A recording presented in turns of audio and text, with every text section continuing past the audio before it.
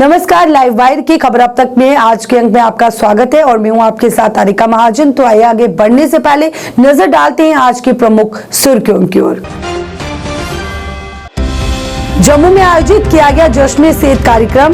उपराज्यपाल ने कई स्वास्थ्य योजनाओं को लोगों को किया समर्पित।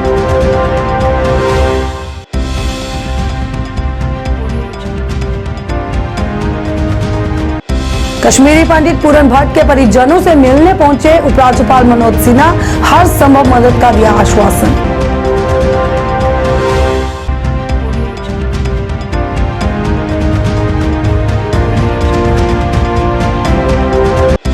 मनी लॉन्ड्रिंग मामले में बड़ी कार्रवाई। मनी लॉन्ड्रिंग मामले में संलिप्त अलगाववादी नेता शबीर शाह का मकान अटैच।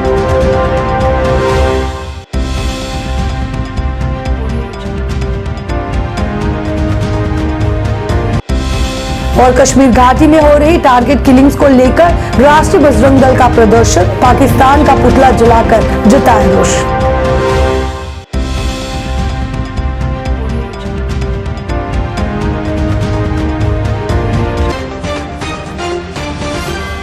अब समाचार विस्तार से। जम्मू में कन्वेंशन सेंटर में आज जश्न सेहत कार्यक्रम का आयोजन किया गया, जिसमें उपराज्यपाल मनोज सिन्हा मुख्य तौर से उपस्थित रहे। वहीं इस दौरान जम्मू कश्मीर में कई स्वास्थ्य योजनाओं को लोगों को समर्पित किया गया। इस 2 दिवसीय कार्यक्रम में जश्न सेहत कार्यशाला भी आयोजित होगी, जिसमें स्वास्थ्य क्षेत्र से जुड़े विभिन्न बिंदुओं पर चर्चा की जाएगी। इसके अलावा स्वास्थ्य क्षेत्र में बेहतरीन प्रदर्शन के लिए विभिन्न सरकारी व निजी अस्पतालों को सम्मानित किया गया।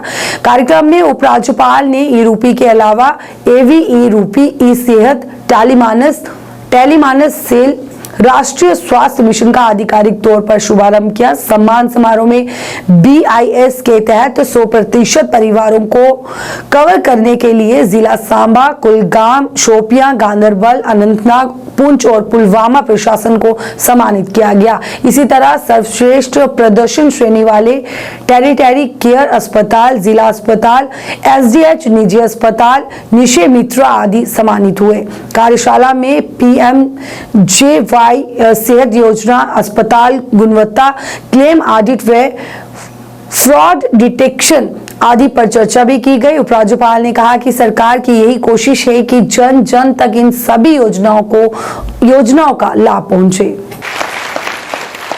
And transferring payment to a beneficiary for a specific purpose. It facilitates safe and reliable transactions and can be utilized for targeted and leak-proof delivery of goods and services. Ayushman Bharat में इनरोलमेंट के लिए बेस्ट परफॉर्मिंग यूनियन टेरिटरी के award से नवाजा गया है। मैं आप सबको बधाई देता हूं और आपकी मेहनत का ही नतीजा है कि जो बेस्ट प्रैक्टिसेस आपने अख्तियार की हैं, आज उसकी चर्चा पूरे देश में हो रही है। आज का ये कार्यक्रम एक प्रकार से इस रक्षा के संकल्प का भी उत्सव है। प्रशासन में अनेक योजनाएं लागू होती हैं, कई का उद्घाटन होता है, कई बार रिबन काटने के साथ ही बात खत्म हो जाती है। लेकिन स्वास्थ्य के क्षेत्र में जिस संवेदनशीलता और समर्पण के साथ काम हुआ है, उसने प्रशासनिक व्यवस्था में एक नए रिवाज और एक नए भरोसे की शुरुआत की है। मैं जम्मू कश्मीर के कोने कोने में चल रहे इन इनरोलमेंट ड्राइव को भी मॉनिटर कर रहा हूं। मैंने कहा, जन अभियान में जिस अनुशासन और सेवा के मूल्यों के साथ सभी प्रयासों को हमने सब में जम्मू कश्मीर में स्वास्थ्य को हमने सर्वोच्च प्राथमिकता दी है। केरल, बड़ी चर्चा देश में होती है कि केरल की स्वास्थ्य सेवाएं बहुत बेहतर है। केरल की कुल आबादी 3.46 करोड़ 3,86 लाख है, यानी जम्मू कश्मीर के मुकाबले में दुगनी से भी ज्यादा। वहां के हेल्थ सेक्टर की बार बार चर्चा होती है। इस वित्तीय वर्ष में उनका जो हेल्थ सेक्टर का बजट है वो 9,967 करोड़ है और उससे लगभग 2 करोड़ 20 लाख कम आबादी वाले जम्मू कश्मीर का बजट 7,873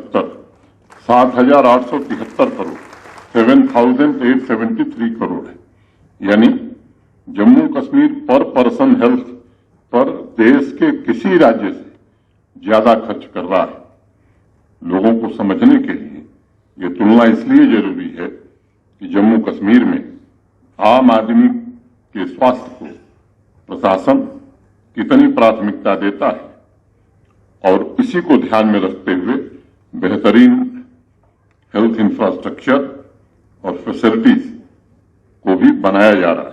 उपराज्यपाल मनोज सिन्हा शुक्रवार को जम्मू स्थित कश्मीरी पंडित पूरन कृष्ण भट्ट के आवास पर उनके परिजनों से मिलने के लिए वहां पहुंचे। इस दौरान उनके साथ जम्मू डीसी अवनी लवासा, एडीजीपी जम्मू मुकेश सिंह व अन्य अधिकारी भी मौजूद रहे। उपराज्यपाल ने उनकी हत्या पर दुख जताया और परिवार को हर संभव मदद का आश्वासन भी दिया। कश्मीरी पंडित पूरन कृष्ण भट्ट की हत्या शोपियां जिले के चौधरी गुंड में 15 अक्टूबर को आतंकियों ने हत्या कर दी थी। पूरन भट्ट शोपियां में अपने बगीचे में सेब तोड़ने में अपने भाई की मदद करने गए थे। इस दौरान आतंकियों ने उनको अपना निशाना बनाया। वह परिवार में पत्नी और 2 बच्चे जम्मू के मुठी स्थित घर में रहते थे।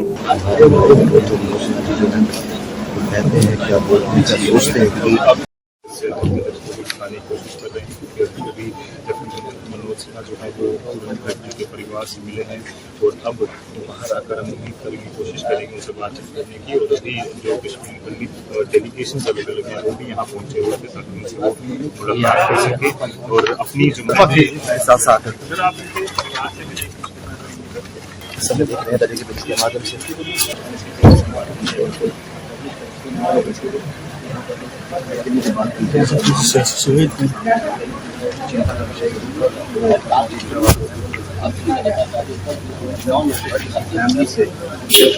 अब यहाँ साहब का तो बड़ा शुक्रिया, वो जब यहाँ आए उन्होंने पूरा टाइम शेड्यूल में से निकाला टाइम तो और यहाँ पर आ गए हमारे पास तो दिलासा देने के लिए कि आपके साथ बड़ा जुल्म हो गया है। तो हमें भी पता है, इसका इन्वेस्टिगेशन चल रहा है। कुछ दिनों में आपको पता चल जाएगा, ये कंक्लूजन तक लगभग पहुंच गया है। अभी हम पब्लिक में नहीं कर सकते इसको मतलब आउट तो, लेकिन 2-4 दिन में आपके पास ये सब कुछ पता चलेगा, किसने किया, क्यों किया, कब किया, कहाँ किया। आपकी तरफ से क्या बात की गई, उनको जो डिमांड तरफ से कि जॉब की डिमांड की गई, हमारी तरफ से एक्सग्रेशिया रिलीफ का डिमांड किया, हमारी तरफ से हाउस होल्ड गुड्स जो वहाँ पर पड़े हैं उनकी शिफ्टिंग का किया गया। हमें पास बाकी जो बच्चों की एजुकेशन, ये सारे डिस्कस हमें जो अपने हमें प्रॉब्लम्स थी दैट वी हैव डिस्कस्ड उनके साथ एंड ही हैज अश्योर्ड जितना भी हेल्प हो सकता है हमारी एडमिनिस्ट्रेशन की तरफ से। हमने एडमिनिस्ट्रेशन का भी शुक्रिया किया कि जो तहसीलदार साहब है या डीसी साहब है, नायब तहसीलदार साहब है, ड्यूकाम साहब है, डीसी साहब है, मैडम है, तो उन्होंने वक्त पर हमें जितना हेल्प चाहिए था हमें कर दिया। क्या कुछ राहत राशि तो अभी बोले आज शाम तक वो आपके पास पहुंच जाए। जम्मू ट्रांसफर की बात की गई, जम्मू ट्रांसफर की बात की, उसके लिए उसकी एप्लीकेशन वो करो। लाभू साहब है हमारे डिप्टी सेक्रेटरी, उनके पास भेज दो एप्लीकेशन। अभी कोई चेक वगैरह नहीं दिया? कुछ चेक दे दिया मैंने, अभी चेक नहीं किया था, कुछ चेक दे दिया 5-6 लाख रुपए का कुछ लगता है, मुझे चेक दे दिया है, पहले भी कुछ दे दिया है। तो चल रहा दे यार, वो करे। हमारी बदकिस्मती थी कि किलिंग जो हो गई तो इनोसेंट आदमी की, एक मेहनत मजदूरी करने वाला आदमी, और न कोई पॉलिटिशियन था तो न कोई किसी सरपंच था न पंच था। तो वो हमें ज्यादा दुख है कि किसने किया, क्यों किया, कब किया। वो बोल रहे एश्योर कर रहे हैं कि नहीं जी वो 2-4 दिन में आपको पता चल जाएगा। बस आपने कहा कि इस तरह के वाक़या लगातार हो रहे हैं, बोले उसको पता है, मुझे नहीं पता साहब। एज स्टेट हेड तो he must be knowing all this. तो क्या उन्होंने क्या कहा? उन्होंने कहा हम लगे हैं इसमें, हम पूरा खत्म करेंगे उन सब का, तो तभी हम सांस लेंगे। अभी 9 लोग की कश्मीर में हत्या वहाँ पर की जा रही है, तो उसको सिक्योरिटी को लेकर कोई बातचीत की कि हम जितने भी कश्मीरी पंडित वहाँ पर रह रहे हैं वो उनको पता है सर। उन्होंने कहा मुझे सब कुछ पता है, आपके बोलने की इतनी जरूरत नहीं। एज स्टेट हेड उसको सारा पता है क्या हो रहा है क्या नहीं हो रहा है। एक्चुअली उसके पास तो सारी इन्फॉर्मेशन पहुंचती होगी शाम तक। तो आपको भरोसा है प्रशासन पे, जो भी उन्होंने बातें की हैं? प्रशासन को भरोसा तो करना पड़ेगा, अगर हम नहीं करेंगे भरोसा तो कौन करेगा। हमने करा सका, आज वो हेड ऑफ द स्टेट जो कमिटमेंट करेगा तो वो ऑथेंटिक ही होगा वो। प्रवर्तन निदेशालय ने आज ये कहा कि केंद्र शासित प्रदेश जम्मू कश्मीर में आतंकवादी गतिविधियों को बढ़ावा देने के एक मामले से जुड़ी मनी लॉन्ड्रिंग जांच में संलिप्त पाए गए अलगाववादी नेता शब्बीर अहमद शाह के श्रीनगर स्थित घर को अटैच किया है। अधिकारियों ने कहा कि 21.80 लाख रुपए का ये घर श्रीनगर के बरजुला थाना क्षेत्र के सनत नगर के बोत शाह कॉलोनी में स्थित है। लश्कर-ए-तैयबा के प्रमुख हाफिज सईद सहित अन्य के खिलाफ गैरकानूनी गतिविधि रोकथाम अधिनियम की विभिन्न धाराओं के तहत मई 2017 में दर्ज प्राथमिकी की जांच कर रही एनआईए ने शाह को भी इसमें संलिप्त पाया। जांच के दौरान ये बात सामने आई कि कश्मीर में पथराव, जुलूस, विरोध, बंद, हड़ताल और अन्य गतिविधियों के माध्यम से कश्मीर घाटी में अशांति फैलाने की गतिविधियों में शब्बीर अहमद शाह सक्रिय रूप से शामिल थे। जांच में ये बात सामने आई है कि कश्मीर में अशांति फैलाने के लिए शब्बीर शाह आतंकवादी संगठन हिजबुल मुजाहिदीन सहित पाकिस्तान में स्थित अन्य आतंकवादी संगठनों से लिया करते थे। ये राशि उस तक हवाला सहित अन्य माध्यमों से पहुंचाई जाती थी। इस पर ज्यादा जानकारी दे रहे हैं हमारे संवाददाता फिरदौस इलाही। अभी हम सनत नगर में है और यहाँ पर हमारे पीछे आप देख सकते हैं ये शब्बीर अहमद शाह का जो रेजिडेंस है वो है और यहाँ पर ईडी की तरफ से अभी एक नोटिस जारी की गई है जिसमें इस नोटिस के ज़रिए शब्बीर अहमद शाह की जो इमूवेबल प्रॉपर्टी है जिसमें करीब जो नोटिफिकेशन में जारी करदा बताया गया है उसमें 21,80,000 की इमूवेबल प्रॉपर्टी जो है फ़िलहाल वो अटैच की जाएगी। ये पहला वाक़ा नहीं है या पहला इंस्टेंस नहीं है, इससे पहले भी कई एक मिलिटेंट्स जो सिंपैथाइजर्स थे या जो पहले सेपरेटिस्ट लीडर्स थे उनके कहीं एक प्रॉपर्टीज़ को इसी तरह जो है अटैच किया गया है। ये मनी लॉन्ड्रिंग केस के तहत इसको फ़िलहाल अटैच किया गया है और उसके साथ में यहाँ पर 2002 में ये एक्ट बनाया था।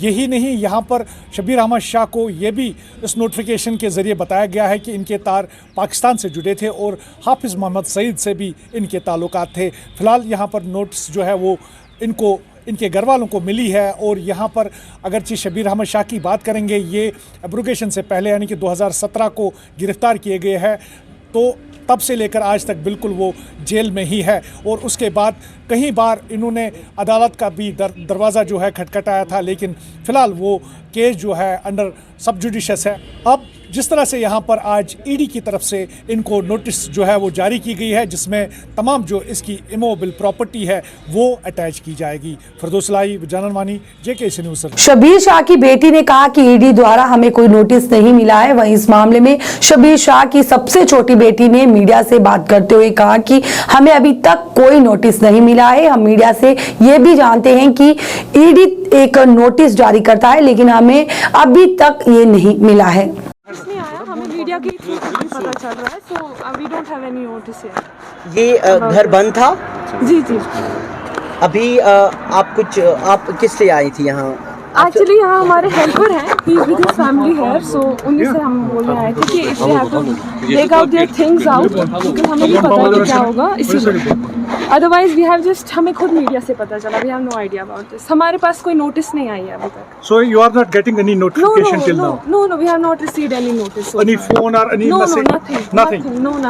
चलो, थैंक यू। कश्मीर घाटी में हो रही टारगेट किलिंग्स को लेकर आज एक बार फिर राष्ट्रीय बजरंग दल द्वारा पाकिस्तान के खिलाफ प्रदर्शन किया गया। प्रदर्शनकारियों ने पाकिस्तान का पुतला जलाकर पाकिस्तान के खिलाफ रोष व्यक्त किया।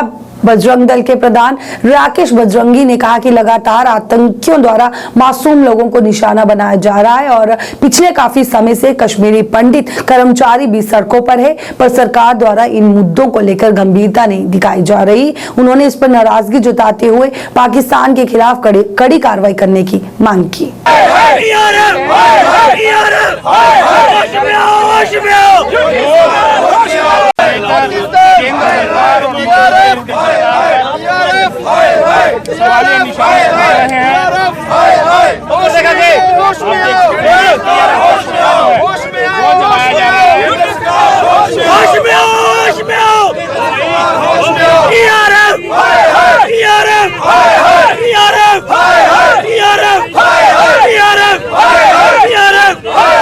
कश्मीर के अंदर हैं लेकिन सरकार ने उनको इनाम क्या दिया, 4 महीने से उनकी तनख्वाह बंद। उनका परिवार भूखा मर रहा है। आप क्या चाहते हैं, सरकार को क्या कदम उठाने चाहिए, क्या आइडिया आप देते हैं सरकार? देखिए, सरकार को जितने भी मुलाजिम, चाहे वो कश्मीरी पंडित हो चाहे दूसरे हो, वो जितने भी यहाँ पर धरना प्रदर्शन के ऊपर है, अरे उनको बुलाए, उनसे बातचीत तो करे, उनकी मांगे तो सुने और उन मांगों को माने। राकेश जी, उनकी परेशानी को समझने के बजाय उन पर थोप दिया जा रहा है, या तो उनकी सैलरी को भी कैंसिल कर दिया जा रहा है और साथ ही साथ सस्पेंशन की भी धमकी दी जा रही है। और दूसरी तरफ कश्मीर फाइटर की तरफ से इन लोगों को जो प्रदर्शन पर बैठे हैं धमकियों भरे लेटर भी दिए जा रहे हैं। तो किस तरह का प्रावधान निजाम चल रहा है? देखिए, एक तरफ उनको मौत से मारने की जो है वो धमकियां मिल रही हैं, दूसरी तरफ सरकार जबरदस्ती उनको वहां भेजने का काम कर रही है। अरे किस प्रकार से मुलाजिम जाएगा? वो यहाँ पर अपने परिवारों को नहीं पाल पा रहा क्योंकि आपने पे बंद कर दी, उनकी 4-4 महीने से तनख्वाह नहीं दी इनको। और सरकार बड़े बड़े दावे करने का काम करती है कि वहाँ हालात ठीक है। अरे हालात ठीक है तो कल वहाँ पर टारगेट क्यों किए गए 2 हिंदू? क्यों टारगेट किए गए? सुबह एक नोटिस दिया जाता है।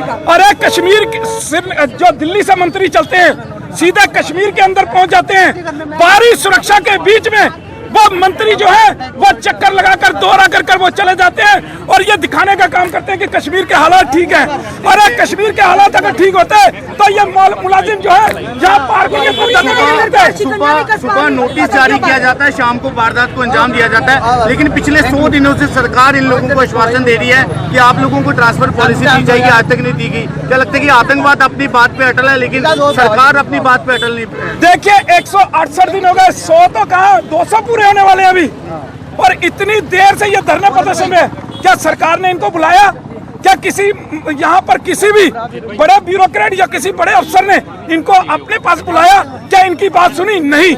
Department of botany Jammu university द्वारा आज 2 दिवसीय सेमिनार का आयोजन किया गया। इस मौके पर director CSIR doctor Sanjay Kumar मुख्य तौर से उपस्थित रहे। सेमिनार का विषय plant and microbial sciences achievements and way forward रखा गया था, जिसमें भाग लेने देश भर से शोधकर्ता और बॉटनिस्ट ने हिस्सा लिया और विषय पर अपने अपने विचार रखे।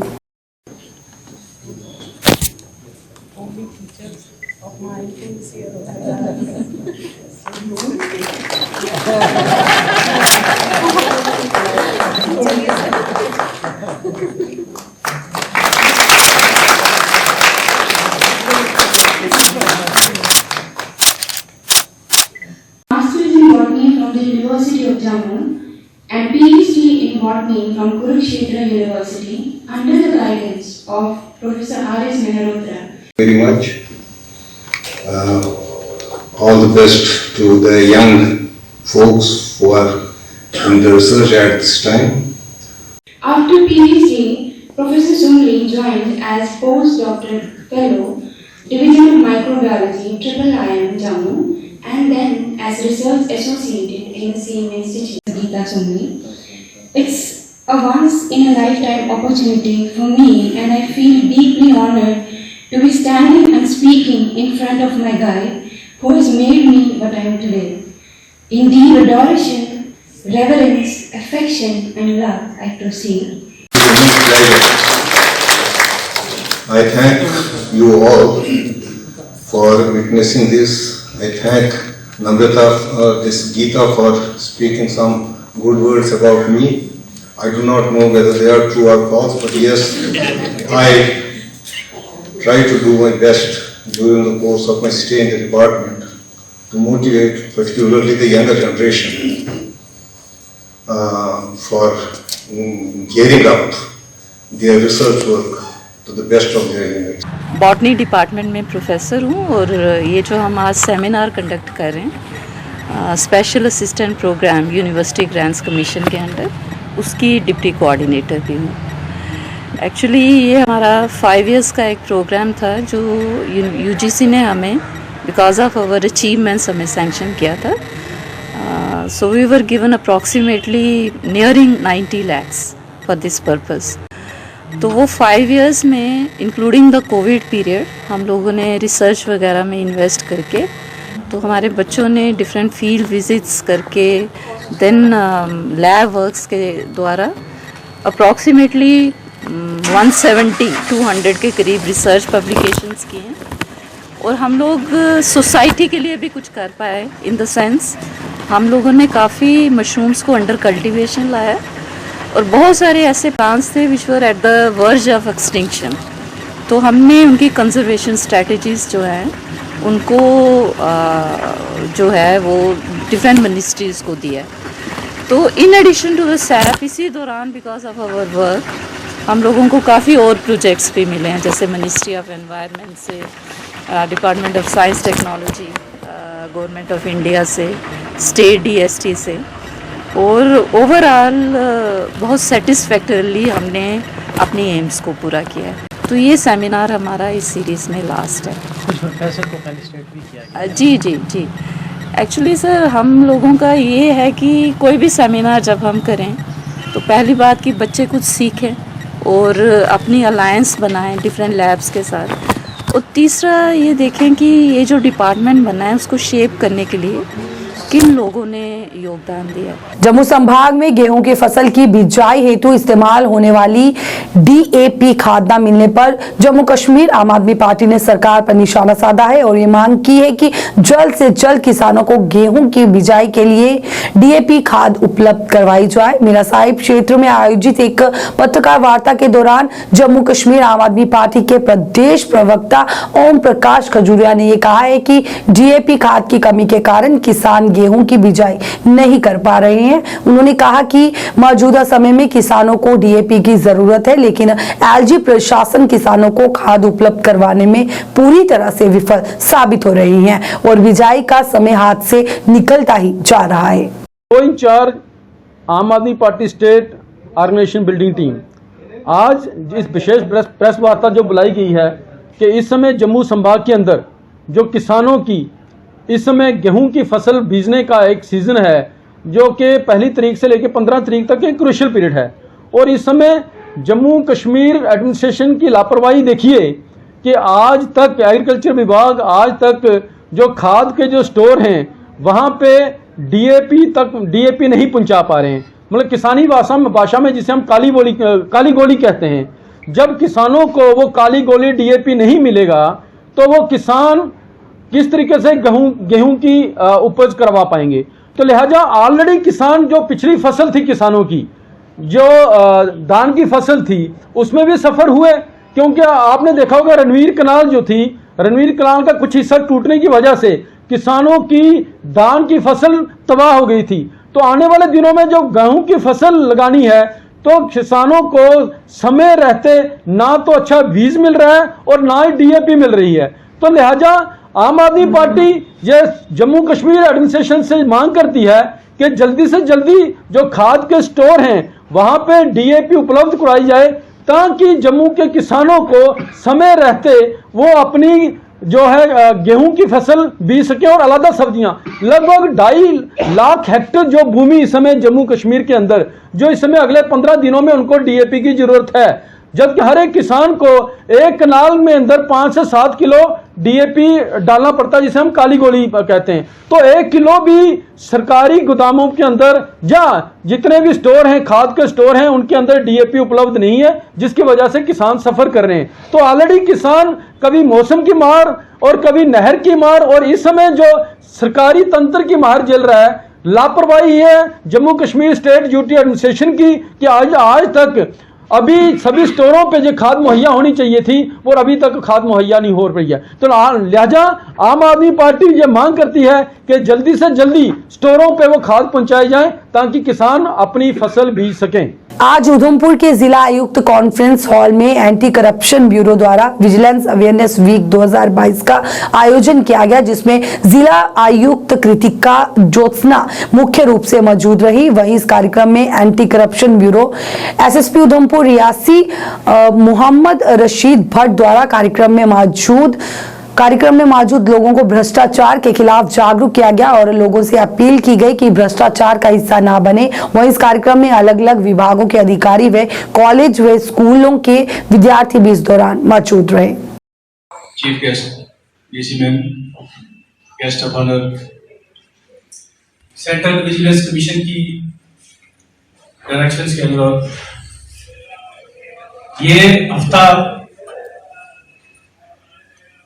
लास्ट वीक ये आखिर में 31 अक्टूबर को एक खास दिन हमारी हिस्ट्री में हुआ है, जिस दिन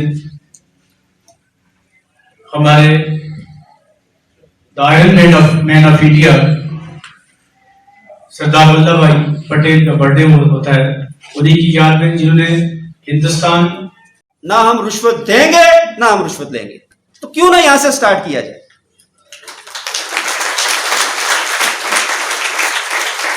मेरे ख्याल आज की इस वर्कशॉप की सबसे बड़ी कामयाबी ये है। अफसोस ये है दोस्तों कि हम सुनते तो हैं, एक कान से दूसरे से बाहर निकाल देते हैं, लेकिन मेरी गुजारिश ये है कि ये मेरी बात आप एक कान से सुन के उसको अपने दिल में रखें कि आज से हम ऐद करें खुदा के नजदीक, भगवान के नजदीक, जिसको भी आप मानते हो, बड़े से बड़े गुनाह, अगर बड़े से बड़ा सिन और जुर्म कोई आदमी कर दे तो उसका सबसे बड़ा अजाला यह है कि वो तन्हाई में बैठ के अपने खुदा से, अपने ऊपर वाले से माफी मांगे कि मैंने गलती की है, आइंदा मैं नहीं करूंगा, तो वो साफ हो जाता है। तो आओ आज हम ये ऐद करते हैं, हम इंसान हैं, इंसान से गलतियां होती हैं, लेकिन आइंदा आने वाली जो जिंदगी है, हम अपने इस हिंदुस्तान को आगे बढ़ाने में अगर हम मदद कर सकते हैं, आइंदा आने वाली नस्लों को बचा सकते हैं। आज हम लोग कहते हैं जी फॉरेन यूरोप में ये हो गया, यूरोप की सड़कें बड़ी अच्छी हैं, यूरोप का सिस्टम बड़ा अच्छा है, तो वो यूरोपियन यहाँ जो जब आए थे, हमारा मुल्क भी तो उनसे आगे था, पीछे नहीं था। नौशहरा बाजार में अवैध पार्किंग से स्थानीय लोग काफी परेशान हैं। यहाँ पर कुछ लोगों द्वारा अवैध रूप से गाड़ियां पार्क की जाती हैं, जिसकी वजह से वहां लंबा जाम लगा रहता है और लोगों को आने जाने में काफी परेशानी का सामना करना पड़ता है। लोगों ने कहा कि कई बार इसको लेकर शिकायत भी की गई है, पर फिर भी प्रशासन ने इस ओर कोई ध्यान नहीं दिया। लोगों ने इस ओर ध्यान देने की मांग की।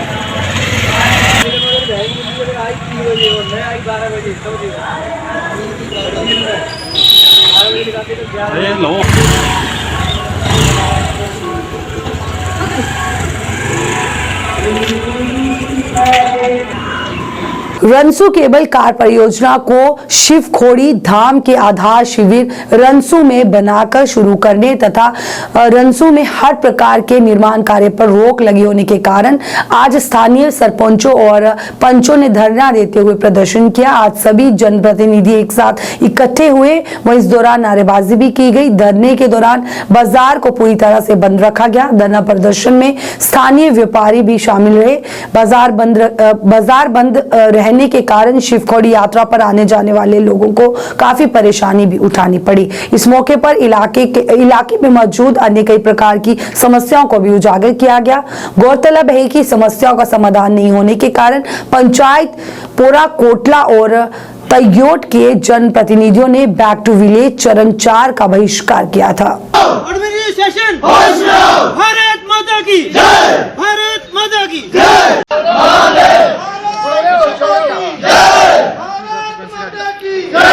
हम क्या चाहते हैं, हम क्या चाहते हैं, इसके लिए बंद किया गया है कि सबका जहाँ रोजगार इसी पे है, यात्रा पे ही है। लेकिन अगर जहाँ की दुकानें बंद हैं, अगर जहाँ के घोड़ा पिट्ठू पालकी वगैरह बंद हैं, तो उनको भी बंद रखना है। बाकी रही चीज है कि लैंड देकर उन्होंने परमिट लिए हुए थे ऑटो वालों ने, तो सुना है मैंने कहीं आरटीओ ने इनको ई रिक्शा में कन्वर्ट कर दिया है।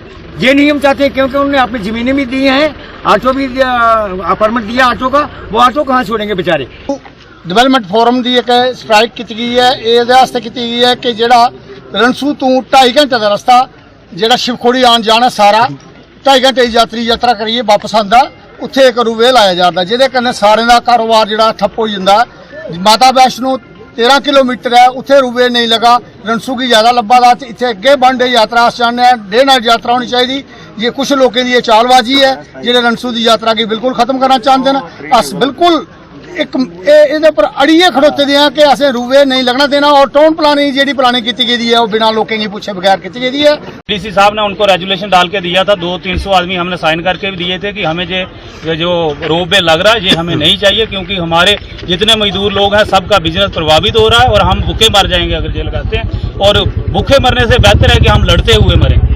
हम इनके साथ लड़ाई लड़ेंगे, जब तक जिंदा है तब तक लड़ते रहेंगे। उसके बाद मैं टाउन प्लान की बात करता हूँ। टाउन प्लान इन्होंने सिर्फ चंद लोगों को, जो बाहर से लोग हैं, अमीर लोग हैं, उनको पूछ के बनाया, क्योंकि उनकी जितनी जमीनें थी उनको बिल्कुल सेफ करके रोड के कॉर्नर से टच करके तो करोड़ों रुपए उनको वहां पर कमर्शियल भी रखा गया, गेस्ट हाउस के लिए भी रखा गया। हमारे गरीब लोगों की जितने जमीनें हैं कहीं ग्रीन जोन कर दिया गया है, कहीं गवर्नमेंट के ऑफिस के लिए कर गया। हमारा सख्त एतराज है सब लोगों का कि अगर रोड भी यहाँ से चलेगा शिवखोड़ी पॉइंट बनाकर तो कम से कम भी हज़ारों की संख्या में पर डे के दर्शन करवाना शुरू कर देंगे। लोगों का ऑटो वालों का नुकसान होगा, रेडी वालों का होगा, फड़ी वालों का होगा, दुकानदारों का होगा, घोड़े वालों का होगा।